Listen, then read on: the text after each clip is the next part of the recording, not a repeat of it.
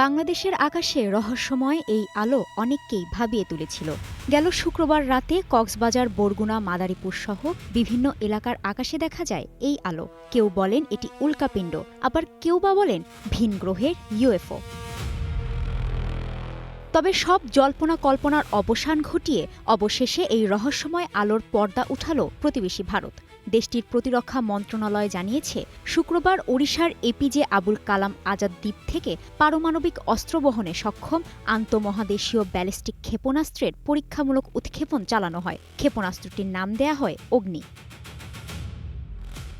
ভারতের প্রতিরক্ষা গবেষণা ও উন্নয়ন সংস্থা ডিআরডিও ও দেশটির বিমান বাহিনী যৌথভাবে এই পরীক্ষামূলক উৎক্ষেপণ পরিচালনা করে। এটি ভারতের প্রথম নিজস্ব মডুলার রেঞ্জ এক্সটেনশন কিট, যা সাধারণ বোমাকে নিখুঁতভাবে লক্ষ্যভেদী অস্ত্রে পরিণত করতে পারে।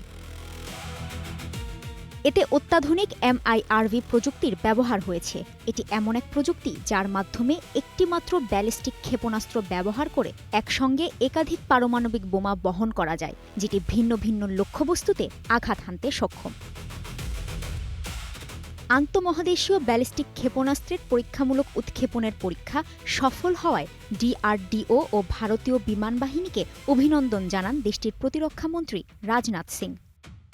বর্ধমান নিরাপত্তা হুমকির প্রেক্ষাপটে দেশের প্রতিরক্ষা প্রস্তুতিতে এটি অসাধারণ সক্ষমতা যোগ করবে। আমাদের বিমান বাহিনী ও এর সাথে সংশ্লিষ্ট সংস্থাগুলোকে এই সফলতার জন্য অভিনন্দন। তবে এমন ক্ষেপণাস্ত্র পরীক্ষা এটি প্রথম নয়।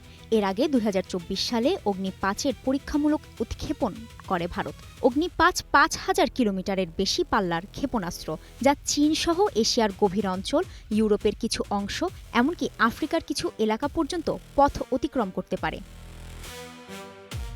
এবারের ক্ষেপণাস্ত্রটি দেখতে অগ্নি ৫-এর মতো না হলেও এটি নিশ্চিতভাবে ICBM শ্রেণীর। এর আগে এক প্রতিবেদনে জানানো হয়, ভারত শীঘ্রই ১০,০০০ কিলোমিটারেরও বেশি পাল্লার ICBM পরীক্ষা করতে যাচ্ছে। তবে এটাই সেই ক্ষেপণাস্ত্র কিনা তা বলা হয়নি। বর্তমানে কেবল যুক্তরাষ্ট্র, চীন, রাশিয়া ও উত্তর কোরিয়ার কাছে ১২,০০০ কিলোমিটারেরও বেশি পাল্লার ICBM ক্ষেপণাস্ত্র আছে। কাজী শাহরিন, স্টার নিউজ।